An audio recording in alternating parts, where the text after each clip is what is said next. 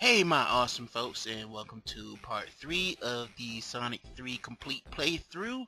In the last part we pretty much got through Act 1 of Carnival Night Zone, and now we're tackling through Carnival Night Zone Act 2 with blazing speed. Actually, this zone right here gave me a bit of an issue when I first played it because I didn't know where I was going, and it was a little bit of a maze to me, and the fact that the water here didn't make it any better. So anyway, how are you folks doing? I hope you folks are having a fantastic day, and thank goodness that they got rid of the spike glitch from Sonic 1, because if it still would have been here, it would have been all kinds of problems for people who didn't exactly appreciate that glitch. I know I wasn't one of them. I hate that glitch as well as the next person. So when it came to Sonic 2, thankfully they got rid of it. But here right here is a bonus stage. I didn't really try to go into it. That spring bounced me off. But here you can learn, you can pretty much earn a continue, I think. But it's pretty much useless when it comes to Sonic 3 because you have the save feature, and you will be able to, save your game in the zone that you were in. That's something that Sonic 3 introduces, and people was happy for that and grateful for that feature added on. So, that used to be the thing back then, folks. Like, people right now, you kids, if you was born in, I want to say at least the 2000s. Like, games, man, that automatically save in the process of memory cards and stuff like that. Man, back in the day, we had to beat a game in one sitting if it didn't have a memory saving feature, and that used to suck. I know with Sonic 2, you have to beat the game in one sitting, as well as, Sonic 1. You have to beat those games in one sitting, and it sucked. But those games were usually short back then, so you didn't have to put up with much. So yeah, that was the thing with those back then. Those were dark times. Dark times. Anyway, folks, at the time of this recording, the Nintendo Direct came out. I missed it, but I was able to catch some highlights, and everybody's getting excited about Isabella from Animal Crossing being in Smash, and people are excited about the new Animal Crossing game, a series that I missed out on. But from the screenshots and playthroughs that I've seen of Animal Crossing, it looked like something I would be willing to give a try. Maybe for the channel, or just maybe for my own personal time. It doesn't matter which one. It just looks like a fun freaking Knuckles. There you go, being a jerk as usual. You look like you freaking blew the place up. The place doesn't have any power now, so yeah, that makes this part right here that I'm going through right now. This part right here was frustrating, and as you notice that little jump cut I made, I spent some time here. I didn't know what to do, where to go, and it was just a mess. It really was. But yeah, everybody's getting excited about the Animal Crossing that got announced for the Nintendo Switch, and Nintendo Switch is getting more ports, which is pretty much the new Super Mario Brothers Wii U that got announced. It's like a deluxe edition and whatnot. People don't know how to feel about that one, and I'm one of them. I'm like, yeah, I played the new Super Mario Brothers Wii U with the co-host, and it was an okay time, and I got stuck there, as you folks can see, for quite some time. I didn't know what the heck was going on. This place right here is just something else. It really is, as far as like as far as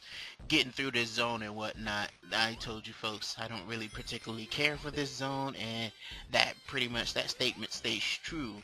And you can tell by the amount of freaking time that I'm spending in this one act that, yeah, I really don't have no idea what I'm doing as far as like trying to complete this act.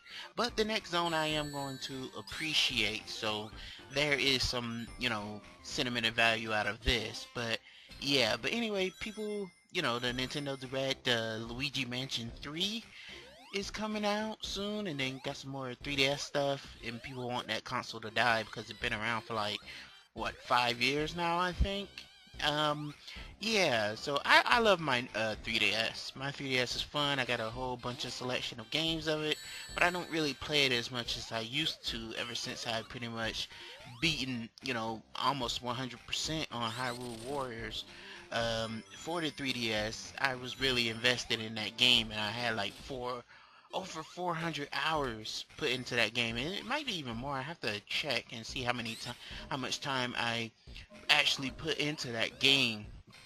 And when I eventually get a Switch, which is hopefully by the end of this year or next, I'll be able to get the, I think it's the definitive edition for the Nintendo Switch, and I'll be able to blow another 500 hours on that. So, yeah.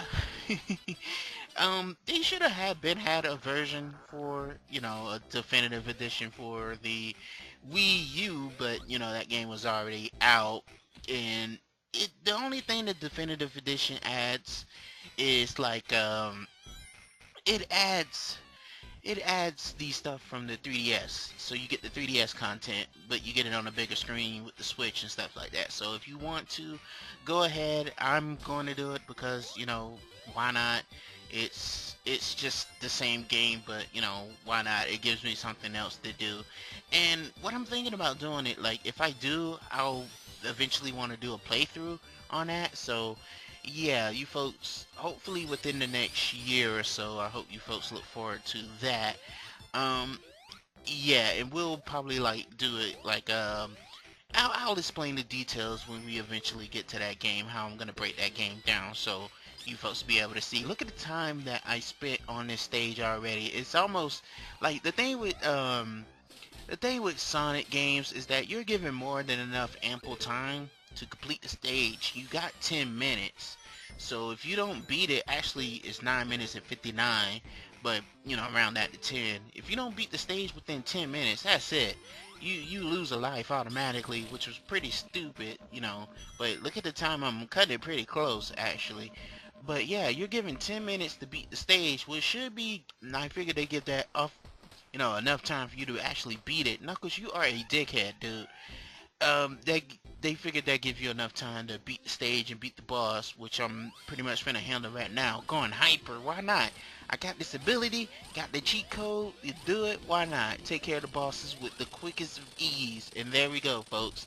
That is pretty much the end of Act 2, as soon as I break this castle. Capsule, there we go. I said that too fast. As soon as I break that open, that ends the stage, and we're going to a stage that kind of wild people.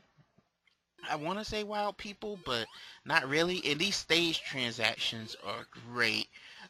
They brought that back in Mania, the deluxe edition of Mania, the Encore. And this right here, this music is fantastic, folks. It's one of my favorite tracks within this game. This is Ice Cap Zone, folks. And right here, all we're doing right here is Sonic's on a freaking snowboard, just grinding and shredding it. And you get 40 coins from doing that. But yeah, this is Ice Cap Zone. Act 1, the music, like I stated before, is fantastic, especially if you can find somebody who can do a remix of it.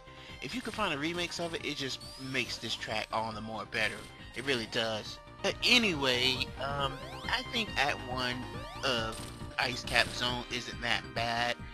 It's this part right here that I have trouble with, because I didn't know what to do as far as like navigating through this and whatnot, but sooner or later I do figure out what to eventually do. And actually this game, I recorded this game June, the month of June, and it's now September at the time of this recording anyway, so yeah, 3 months apart since and I'm just now really getting to this game. Yeah, that really says something. But you know what? I had a blast recording this game and I had fun. So I think that's all that matters. If you have fun playing a game, and definitely if you enjoyed it, then more power to you. Right there, that part you're supposed to rev up and get enough speed for that thing can take you to the next panel, or if you're lucky you can keep the electric shield and you can kind of angle your way up there, which I tried to do at first, which I actually did a couple parts. This isn't the first take that I'm doing of this. You know, I'm just kind of fast forwarding for you folks won't have to see my fails and whatnot. So yeah, that's the magical, wow, cutting it close there. And that's the magical part of recording, folks, and editing and all that good stuff. So, you know, you can, you know, you won't have to see as much as mistakes, you know, but that's different when it comes to doing it like from post to live. That's very different. But anyway, I know I keep mentioning this to you folks, and I'm trying to get the co-host to do more stuff, but the thing is, he's not really into recording as I am. He doesn't like to do it as much as I do when it comes to recording and stuff like that. I guess he's camera shy or something like that. I don't know. It's just recording and all that stuff. It's fun to me. I like it. It's a hobby. It's enjoyable. I get to interact with you folks. You know, you get to leave your messages in the comments and stuff. See, you know, what you like about the game that I'm currently playing, what you don't like. I try to, and I stated this before, put different stuff on this channel that people don't normally see, as far as like games and all that stuff. So yeah, I try to be original when it comes to gameplay and stuff like that, but you know what, you can't help but go back to the classics sometimes. And yeah, I know I just had my pitiful death with the getting crushed by the ice pillar, but you know, there was nothing I could really do at that point. It was just poor timing that I had you know, went through that. But anyway, folks, I hope you folks are enjoying your day so far. Me, it's late. The late night chronicles continues. That's why I'm probably you know, babbling and stuff like that all over the place. I'm just trying to record this for you folks and trying to fight the sleep. But this part right here was interesting with these little ice pillars right there, and I freaking lost my shield because of that. But yeah, these ice physics and whatnot, the icicles, that's graphically fascinating to me, you know, seeing something like that. But here we go yet again with that same freaking kind of maze trap before. It reminds me a lot of Labyrinth Zone with these slides and whatnot, because Labyrinth Zone in Sonic 1, I don't think anybody liked that zone. It was slow, it was monotonous, and overall it was just pretty much you're anxious the whole time in that zone because of the life and death situation that you go through. You know, you wonder if you can get to the pillar in time to receive enough air. And this part right here was confusing as well. I didn't know what to do as far as like navigating and stuff like that again. But you know what, I can forgive this zone because of the music. Music to me in a video game is 50% of the game, you know, and well, maybe not 50%, but it's a good chunk of percentage when it comes to music in the game, because it builds up atmosphere. And not only that, but like if you're going through a boring stage and you have a good track with you, it doesn't make that stage as boring, you know, at least to me. I don't know if music is an important part to you folks and how you play the game, you know. I don't know if music makes the game for you or not, but it definitely does for me. And as long as I have a good track playing a game, well, let me tell you, I think I used this example before in a similar playthrough. Sonic 06, yeah, we're getting back to that while we're on the topic of Sonic. Sonic 06 was a bad game, but you can get through a majority of that crap with it had great music. So you can get through a majority of that crap with music. I think that's how most people were able to beat the game, is because of the music. People say, you know, even though the game was crap, the music was good. So I don't think I read anything online that's saying that Sonic 06 music was bad. Nope.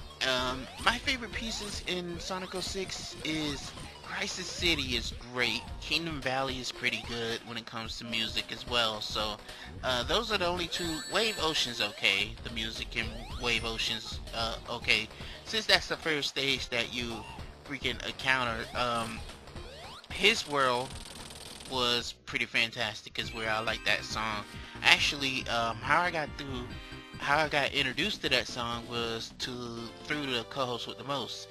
And it's kind of ironic because he hasn't played the game, but yet he heard the music to the game. And this was back in, our high school games when, Sonic 06 came out. So, yeah, he heard the music to that game and he introduced me to that track and I fell in love with that track. So his world, there's two variations of that song. One's with, I think the band's called Zebrahead, and it's another one with, not Crush 40, but somebody else. So, and Crush 40, speaking of Crush 40, that band's fantastic. They make some good music. I think they was introducing Sonic Adventure, with the opening song, Open Your Heart, which was a great... See, when I first seen the opening CGI to open your to open your heart with the Sonic Sonic Adventure intro, I had first encountered that with the demo disc that the Dreamcast had at the time, and that was freaking fantastic. That whole, man, that I remember that giving me goosebumps. So I'm 9 years old and seeing that, and I'm getting goosebumps from just that track and that CGI sequence.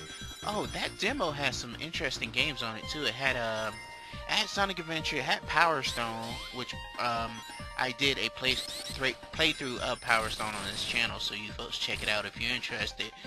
And that was and that's how I was introduced to Power Stone, by that demo disc. I think it had Crazy Taxi as a playable demo too. I can't remember. It was so long ago since I played that, and I have to work on getting a Dreamcast back, because a Dreamcast had some fantastic games. Even though the controller is a little odd for it, it still has some great games, and it introduced me to actually one of my favorite games of all time, Street Fighter Third Strike and Jet Set Radio. Jet Set Radio, oh man, I gotta get to that on this channel. I have to get to an Xbox first, because I have to play that on the 360, because playing that on the regular Xbox, I don't like the Xbox bulky controller. That controller sucks. But playing it on the 360 just feels right. I have to get a 360 in order to play that game, because I think that's how I remember playing that version best, on the 360. So I hope you folks look forward to that. I have to practice the heck out of that game, because I never beat Jet Set Radio Future, and that's what I really meant. I never beat Jet Set Radio Future. I've gotten pretty far in Jet Set Radio Future. Jet Set Radio Future, I think it's like a remake or a slightly remake of the first Jet Set Radio, but I have to get into that game again for you folks. But this right here, this can be confusing as far as like bosses, because yeah, you gotta hold on to your rings and avoid getting frozen pretty much. But yeah, Jet Set Radio Future, oh man, I was first introduced that by my cousins. They had that game, and the music in that game is just fantastic. Funky pieces of techno and just skating is something for originality. But anyway, enough of Jet Set. We are already done with Ice Cap. So in the next part 4 of Sonic 3 Complete, join us and let's make sure we have a good time. On to Launch Base Zone.